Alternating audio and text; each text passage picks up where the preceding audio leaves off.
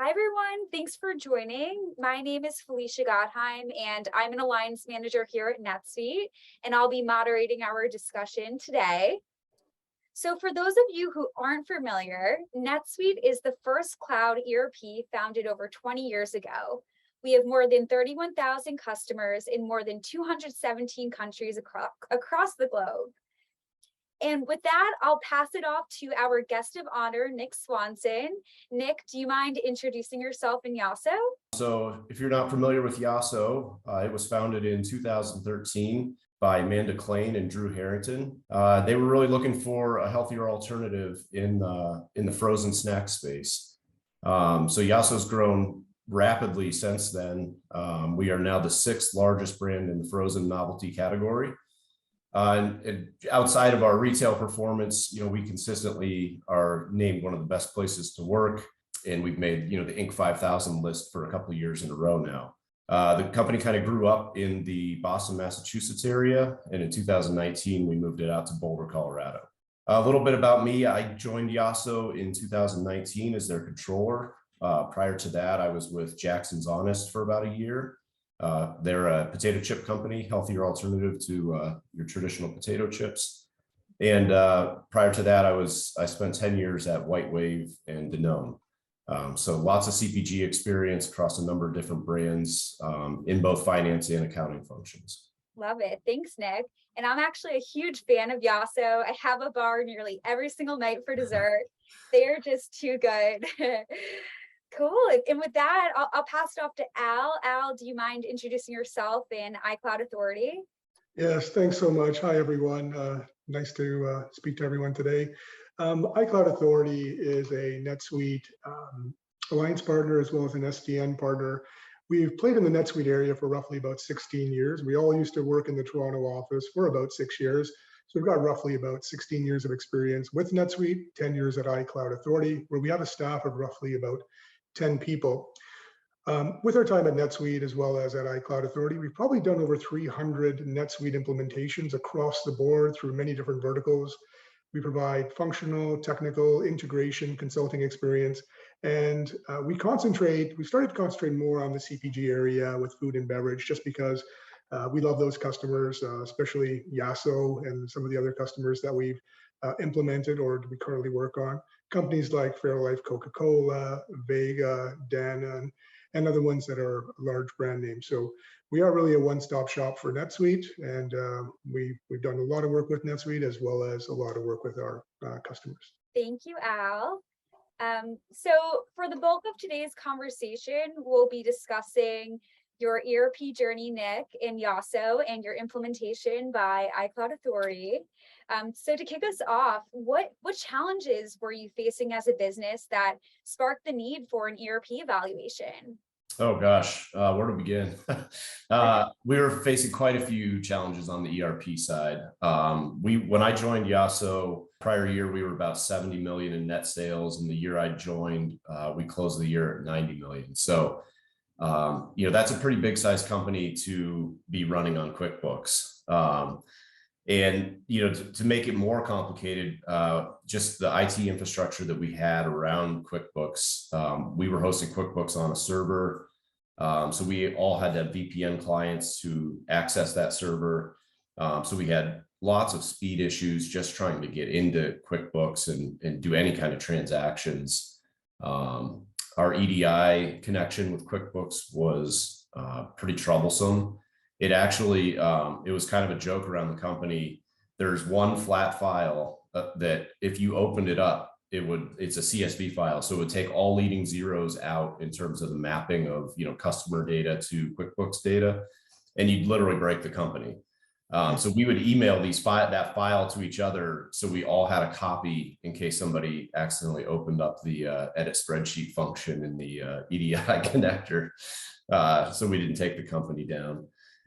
Just a lot of things like that. We had issues, exporting any kind of data out of QuickBooks, because then we had to drag it back from the server to our local computers to do anything with it. And that's just, getting in and using QuickBooks.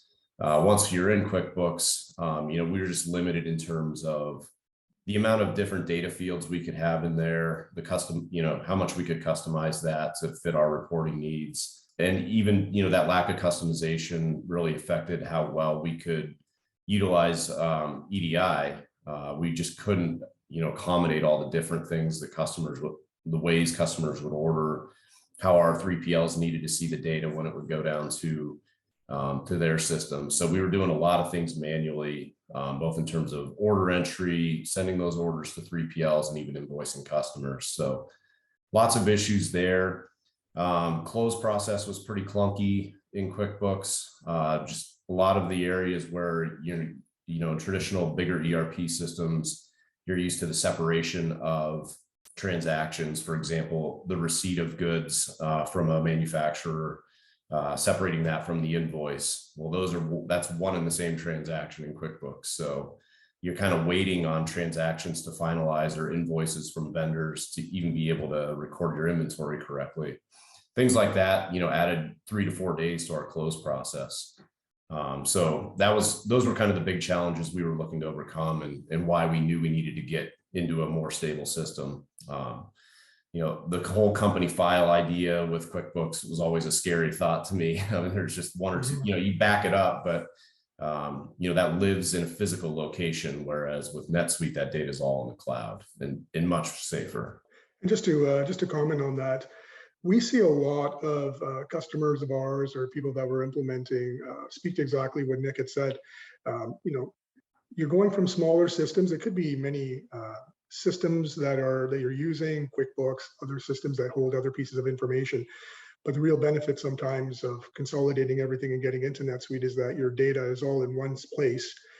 It's an all-encompassing platform, and your entire organization would be on it, instead of managing 10, 15, 20 spreadsheets that we've seen across many different customers. You're all playing in the same area. You're all doing the same things. Your data is very rich, and you can pull what you'd like from it. Yeah, the other thing I would add is it was like moving a mountain to get any kind of change done to a system that required an admin to go into QuickBooks in single user mode. Because of the way we were connecting to QuickBooks, people would think they're logged out, but they were just logged off from the server. They hadn't actually logged off from QuickBooks. And so you're calling people and, texting them and chatting them every way you can try to get a hold of them. And God forbid anyone's on vacation and not at their computer. And you'd be waiting hours, if not days, to try to make some kind of update that was critical. Whether that's a connection broke with, some of the third-party systems we use with QuickBooks, or just needing to, make some kind of technical update in the system. You just couldn't do it. Where with NetSuite, that process is just way easier, way faster. You don't have to worry about people logging off. Sorry, just to mention is also that the security part of it is with all these systems. And Nick, when you talk about logging off and things getting stuck, I mean, for internal control, especially when you're talking about SOX compliance, this is a great thing to have, where you can manage things by roles and responsibilities. Absolutely. Since NetSuite is a cloud-based platform, multiple people can log in at the same time, and you won't have the issue of people overwriting data. So I'm sure you're relieved because of that as well. Absolutely. Yeah. I mean, you can both be looking at the same transaction. You don't have to worry about, overwriting something someone else is doing. You control what people can do by all the permissions, which you could do to an extent in QuickBooks, but it's definitely not as sophisticated as NetSuite allows you. You can be very pinpoint in what you give users access to with NetSuite. Right. That makes sense. So you figured out that it was need for change. So what were your goals in evaluating a new ERP platform? Which systems did you evaluate? And ultimately, why did you select NetSuite and iCloudAuthority to implement the software? Yeah, I'd say our evaluation process was fairly quick. Our CFO and myself both had experience with NetSuite at prior companies. So I used it at Jackson's Honest, and our CFO had used it at a company actually that iCloudAuthority put NetSuite in at, Watermelon Water. So we both had experience directly hands-on with NetSuite. And so it was we knew what we were getting into with that, and all the value that NetSuite could bring. We both also came from a heavy SAP background and knew that was just too much. The IT infrastructure, physical people, everything that you need to support SAP is just way more than what we needed. And then in terms of other systems, through prior companies and working in acquisitions, we got to see a lot of those systems and just the limitations of those as we were integrating some of those companies. Specific for me, specifically at Whitewave, Sage being a big one that we saw a lot, and just I saw the limitations to those systems in that time. So for us, I mean, we kind of went into the evaluation process knowing the answer was NetSuite, just based on, so we'd done a long evaluation, I guess, in our prior companies. So, but yeah, what we were looking for was something that was, we could stand up pretty quickly, that, was cost effective for us. And NetSuite certainly fit both of those. And cloud-based was a big, that was really important for us, so we could access it anywhere. At that time, we were also in COVID, so it was nice to be able to not have a physical infrastructure you had to rely on. Right. That makes sense. And Al, how long did the implementation take? That is a good question. So we implemented probably, I would say, within 6 to 8 months. And the reason for that is that we also had other partners that required a larger timeline. For example, EDI takes some time because you're attaching many different transaction types, whether it's the invoice or the ASNs, to different customers. So in that sense, it does take a little bit of time when you're involving certain other partners where there are some concise processes you have to follow. But typically what we've seen is anywhere between 3 to 9 months, depending on the level of complexity. Yeah, to echo that, I think we were right around 8 months to do that, but I know Al and his team could have done it a lot faster.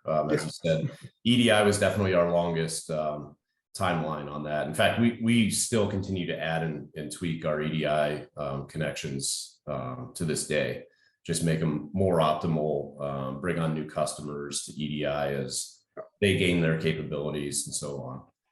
I think our initial goal was to try and get, I think, 80% of the business, Nick, on EDI before we transitioned to go live, which that worked out really well. And now we've got the smaller ones we have to bring on. It did, and I think in the timeline that we had, the extra time that we had, Al and his team used it to get us really well prepared in terms of the training and just making sure everybody on the Yasso side, like day one, was just ready to run with it. So we didn't waste that time, I guess, if you will, in terms of the timeline. Got it. And which platforms did you connect to? Yeah, so we are connected. Our EDI partner is SPS Commerce. So we're connected, that's really sits inside of NetSuite. Their connection lives inside of NetSuite. We connected with Concur. So we use that for travel expense management and reimbursement. We use AFS. It goes also by Exedra, is the name of the company, for our trade promotions management and deduction clearing. And then I feel like Catalyst is our FP&A software that we connect to. Yeah, and then then you use a couple of our apps as well for the payable side, connecting NetSuite to, sorry, I can't remember which bank it was. BMO Harris. BMO Harris, yeah. So we also use our apps. So they're also using our apps, which connect NetSuite to the banks and also provide support around the whole payable space as well. Got it. And I guess, Nick, do you mind touching on, like, on a day-to-day, like how do you use NetSuite? Like who on your team is using it? What does it look like? Yeah, I mean, everybody on my team is in NetSuite every day. Most of the supply chain team's in NetSuite every day. And then we have some inside sales folks who are also in there, not quite as often, but they'll be in from time to time as well. But yeah, I mean, literally the supply chain team, from receipt of orders from our customers, mostly via EDI now, those get transmitted. We will accept those orders, we'll review them in NetSuite, make any modifications we need, and back and forth with the customer. They're sending that directly to the 3PLs from NetSuite, so that there's no manual step there anymore, where the supply chain team used to have to literally create a file of all the orders, the items, the quantities to send to the 3PL for them to know what to ship and when. So imagine, a $120 million company doing that for 75% of its customer base. It's just crazy. Now that's all automated. And when those orders get fulfilled, that automatically comes back into NetSuite. And then my team then picks it up from there to invoice the customer right out of NetSuite. And then, AP, obviously we're doing that end to end in NetSuite. So bill entry goes in there. And then when it comes time to pay those invoices, we're using the iCloud payables to eliminate the manual step of having to go into the bank and select who we're going to pay and enter the amount. So it's a good control feature with that integration. So we eliminated paper checks, which is awesome. And two, we just eliminate the human error between NetSuite and the bank. Right. Yeah, I'm sure too, as the controller of the company, you feel more at peace going to bed at night, knowing that, there's less human error. And I can't imagine how you feel. So that's awesome. And then what other improvements have you seen aside from the ones you mentioned? I know you said before that the time to close your books is shortened compared to the platform you used before, but what other additional benefits have you seen, and ones that maybe you didn't foresee when you originally chose NetSuite? Yeah, I mean, I really can't say enough about how the way that Alistine was able to help us customize NetSuite to accommodate the various ways our customers order. And the way we need to invoice them really has helped us a ton. I mean, it's automated the entire process, basically. It also allows us to recognize pricing differences in a lot of cases right on the invoice. So that cuts down on how much we have to accrue for promotional activity because we're taking it right on the invoice for the customer. So from an accuracy standpoint, that's really helped us out a lot. It's also cut down then on the number of deductions we see on the back end when customers pay. So that's cut a ton of volume out of our AR person's work. And it's really helped us delay having to hire another person in AR, which is, pays for NetSuite in and of itself right there.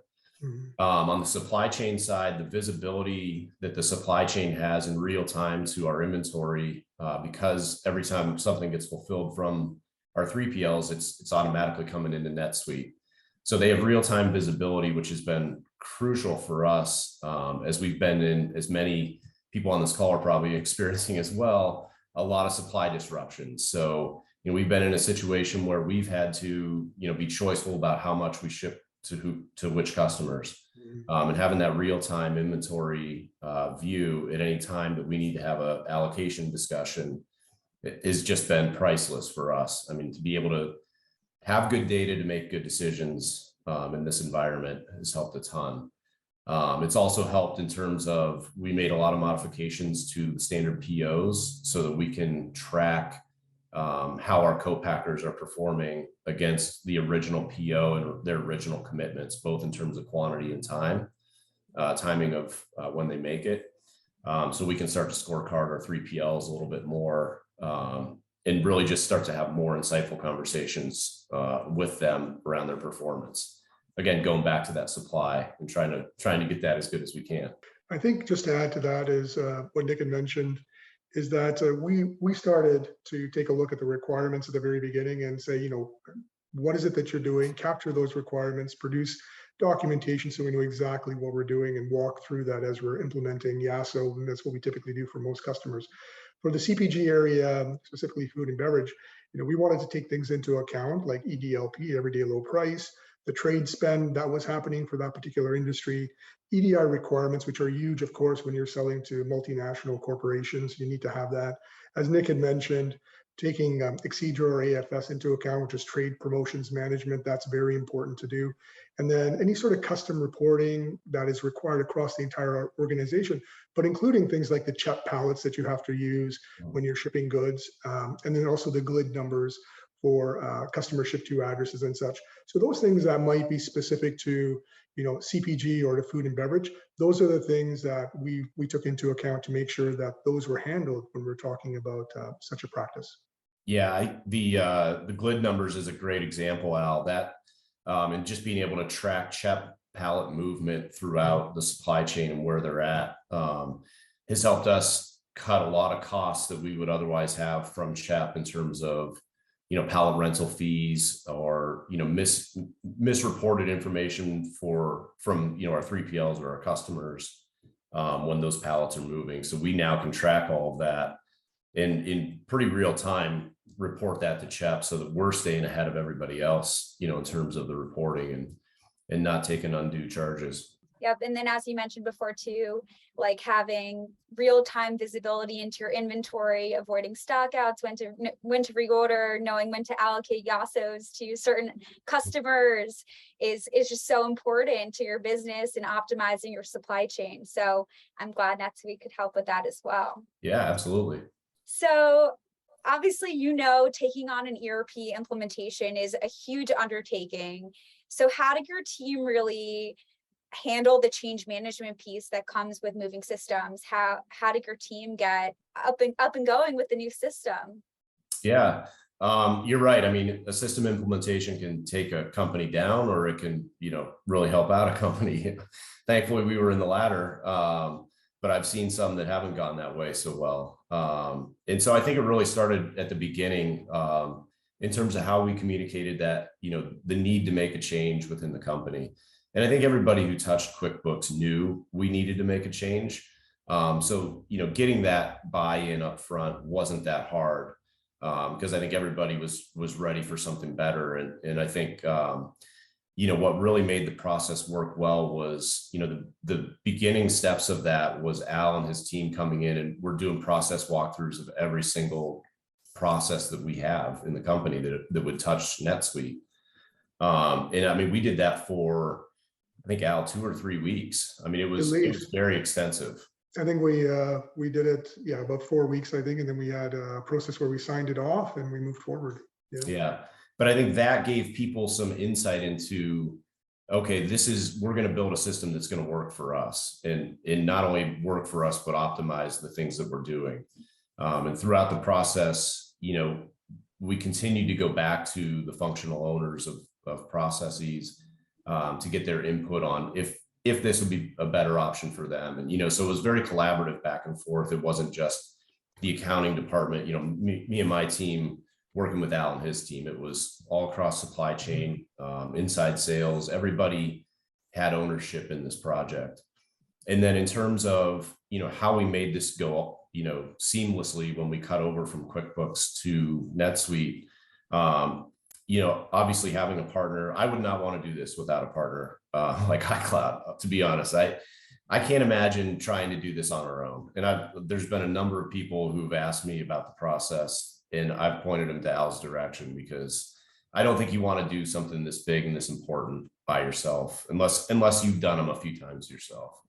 But when we got to the cutover time, we had a very clear and well-communicated plan of how we're going to bring open transactions into NetSuite, what things were going to look like when that happened. And like I said before, we did probably 3 weeks of training, transaction-specific training, process training with supply chain and with the accounting team. So everybody knew going into what it was going to look like when we flipped the switch, and they were able to transact that, day one, like they've been using the system for a year. And then, we didn't use it a lot, but we had, ongoing, I call it hypercare, but, Al's team had a couple hour block every day, just open for people to come in and ask questions post go live. So, I think there was just, a lot of communication, a really well thought out plan in terms of how the open transactions would come into NetSuite, and how we would continue to process. There's many meetings and discussions around the EDI cutover, because that was probably one of the more critical components of, June 30th, where orders pointing to, and July 1st, where orders pointing to in terms of systems. So we rehearsed that quite a bit, and everybody knew exactly what their role was and what to look for, and what to expect. Makes sense. And I feel like commonly we hear probably the number one reasons why ERP implementations fail is due to lack of ownership on the customer, the team itself implementing the project. Yes, of course, you're lucky enough to have Al and iCloudAuthority to help guide you through that. But the truth is you did a good job yourself in making sure that the team got up to speed on their future responsibilities. Yeah, having that buy-in and just, everybody knowing just how much better their lives are going to be when we do go live helps a lot for sure. I would say it went so well that half the company didn't know we did it. So that's when you know you've done a system implementation well. That's awesome. Love to hear that. All right. So, okay, I think our final question has to do with really what's next. I mean, when I walk into a grocery store, I'm always excited to go to the freezer section to see the latest Yasso product. I've been on the hunt for the Yasso mochi product. I can't find it yet. So how do you think NetSuite is going to help Yasso scale into the future? And do you think NetSuite is going to help to enable your growth? Yeah, absolutely. I mean, the great thing about NetSuite is, it's almost a la carte in terms of what you can add to what you already have. So, if for some reason, if we happen to, and I'm not suggesting this is happening, but if we were to, merge with another company or launch a significantly different brand or make a big push into direct to consumer and want to integrate that into NetSuite, all of those things can, we don't have to switch systems to do any of that. We make a few tweaks here or there. We might, add a module if that's what's needed. And we're off and running. And it's not the system that's going to slow that down. Or our ERP that's going to slow that down. It's the timeline of the project itself. So we just enable is the way, I kind of look at our role in IT and accounting is just enable what the initiatives of the company are. And so that's what's really nice about NetSuite is just that ability to kind of bolt on things as you need them. And of course, for us, that the efficiency NetSuite gives us, just allows us to invest in places that drive the business instead of back office. So, if we grow 30-40% a year, we don't have to grow headcount 30 or 40% a year in the back office to support that. That can be cut into, to 25% of that growth rate, and still support the business. So, but in terms of what's next, hopefully we'll get that mochi rolling out to more stores this year and into next year. But a lot of it's, as we've struggled with supply, is just trying to get our position back in manufacturing and, make sure that we are hitting really high customer service thresholds to our retailers and making sure the stuff that we do sell right now is in stock all the time for you. So. Love it. Excited to see that come to my local Whole Foods. Maybe you could let me know when, because I'm so excited. But I think we're actually up on time. That went by so quickly. But thanks, Al and Nick, again for your time and speaking with us today. Hope everyone has a great day. And if anyone has questions for Al, feel free to reach out to his email on this slide. But again, thank you, Nick. This was so fun. And thank you for your business with NetSuite.